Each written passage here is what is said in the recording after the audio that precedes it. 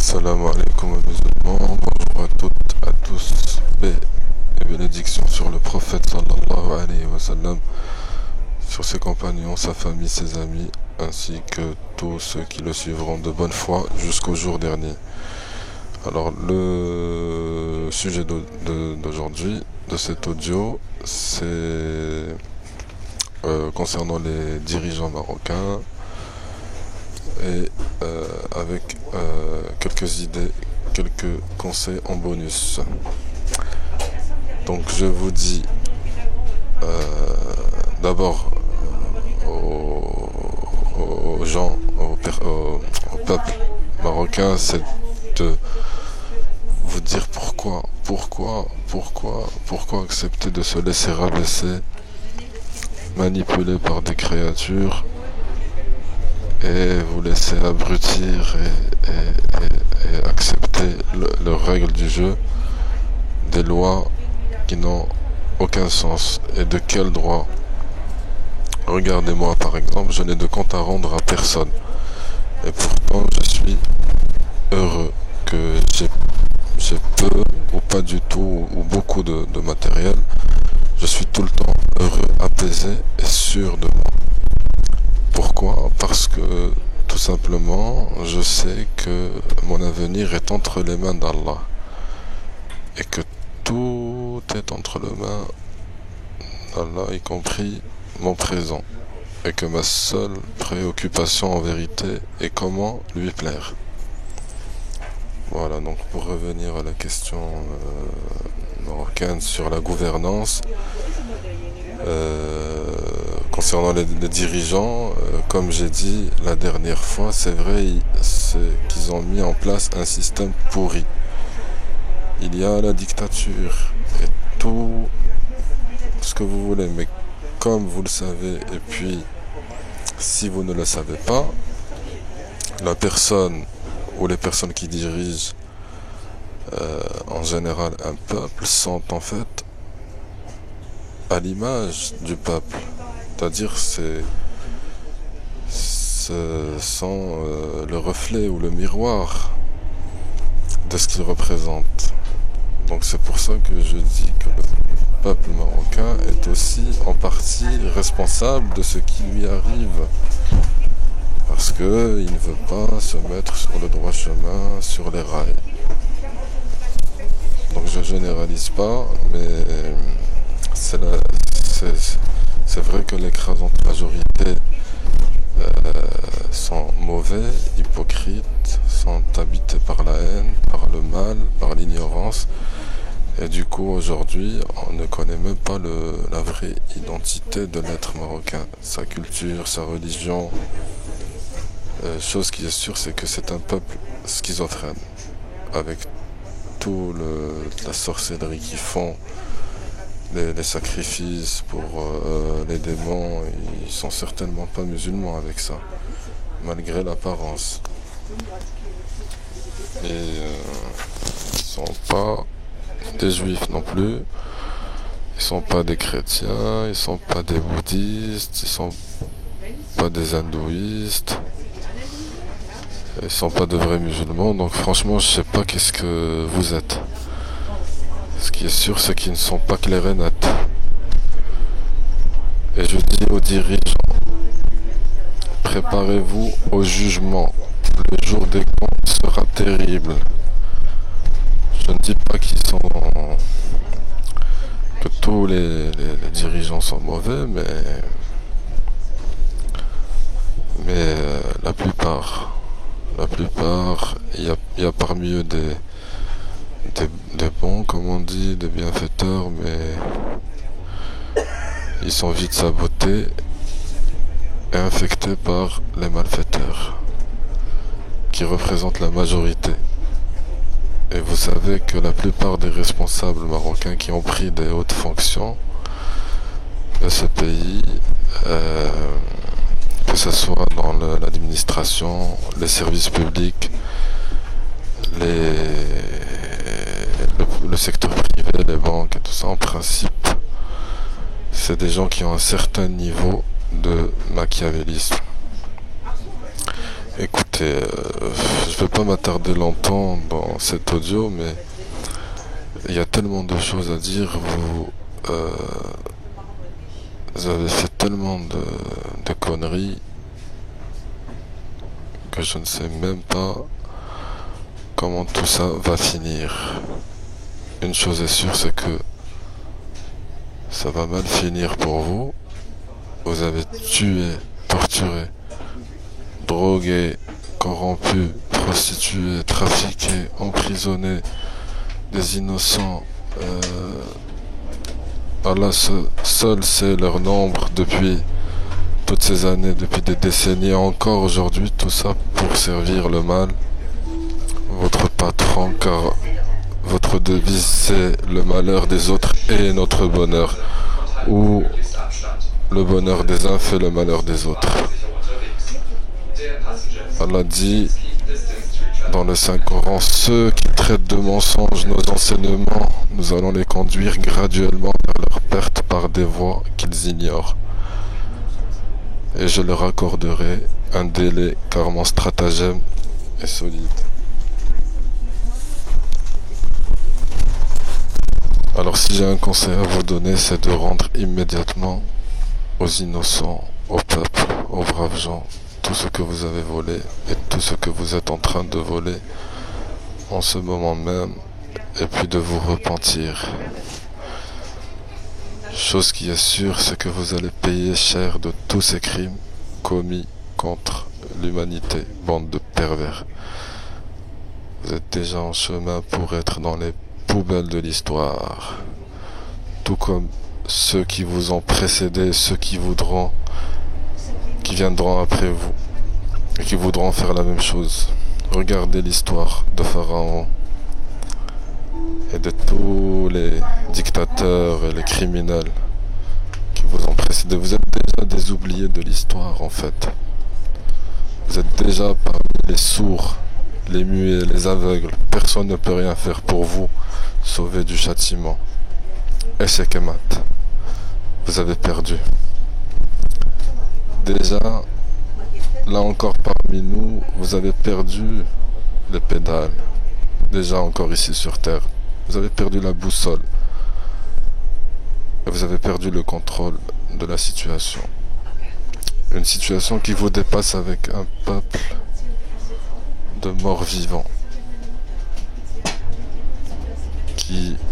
Un peuple qui ne veut pas, lui non plus, se tenir à carreau.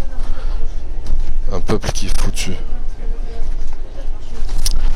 Vous avez un peuple qui déconne, bien sûr. Une société où il y a beaucoup de sorcellerie, qui fait beaucoup de problèmes et de dégâts. Cette foutue sorcellerie. Donc, vous avez perdu votre conscience. Vous êtes des zombies, des vampires, des monstres, des minables créatures, adeptes du satanisme, du soufisme, du wahhabisme, du marzanisme, du bouddhisme, du christianisme, de l'hindouisme, du machiavélisme, du messianisme et du sionisme. Vous allez payer cher bientôt. Sur Terre, vous pouvez vous croire assuré de ne pas avoir des comptes à rendre. Peut-être, peut-être pas. Ou être au-dessus des lois, puisque c'est vous qui êtes derrière ces lois de minables, de lâches, de manipulateurs, d'hypocrites, des lois diaboliques, injustes, qui ne servent que les intérêts des injustes que vous êtes. Mais là-haut, personne ne pourra vous couvrir ou vous défendre, car la roue tourne, la partie est finie, game over, vous êtes cuit.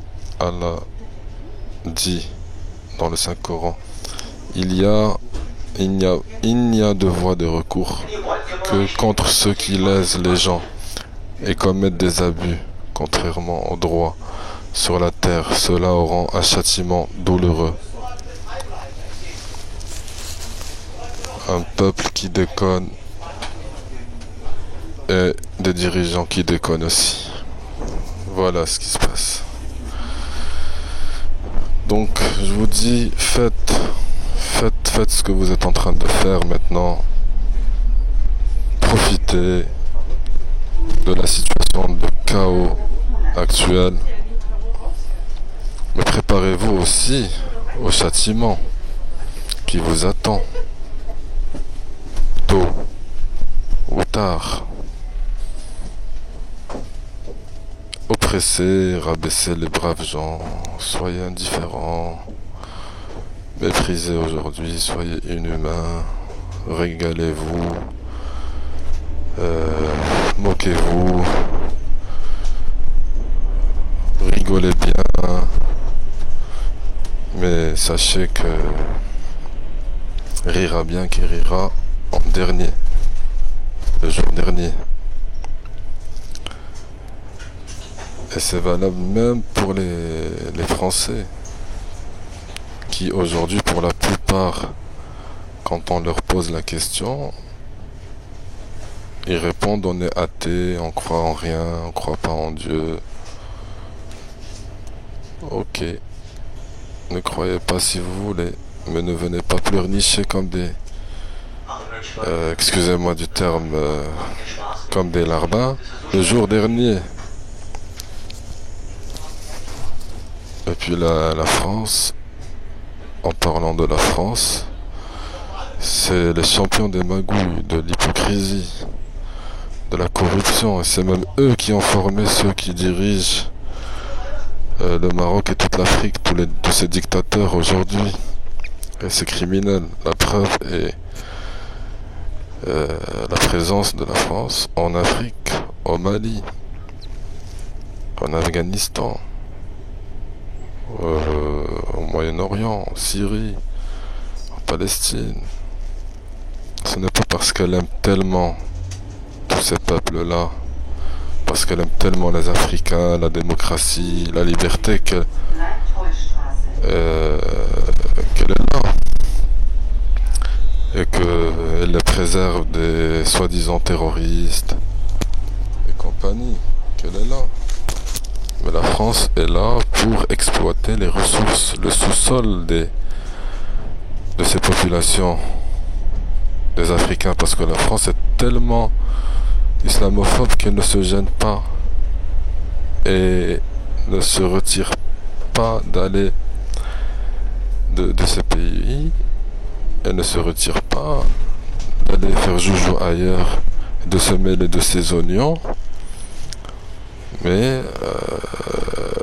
elle ne se retient pas aussi d'aller les massacrer, les tabasser chez eux, tous ces innocents en Afghanistan, en Libye, en Palestine, au Mali, des millions et des millions de morts parce que la France est assoiffée de sang, d'argent pour vendre des armes, pour s'occuper pour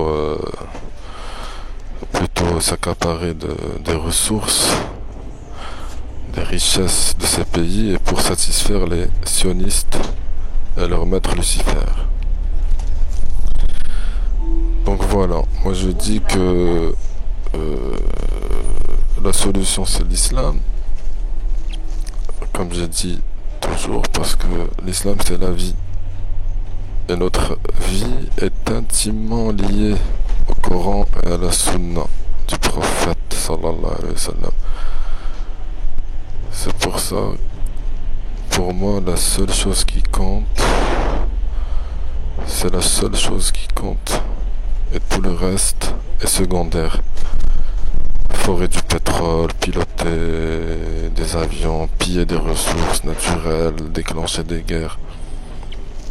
Peu importe, il faut maintenant se concentrer sur les choses sérieuses. La vie de nos enfants, des futures générations, l'avenir de notre planète, le bonheur de vivre, la qualité de vie, la joie, l'éducation, l'économie, la politique, la sécurité, l'égalité, la fraternité, la justice, le respect, la liberté, la dignité, la religion. Voilà ce qui compte. Tout le reste, on s'en fout. Il faut changer notre conception de la vie, la raison d'être. Et la sagesse nous conduit à simplifier notre vie, à se séparer des futilités et des inutilités. Et la chance que nous avons, c'est de pouvoir suivre les instructions de l'islam qui est une vérité évidente. C'est pour ça que je vous dis quand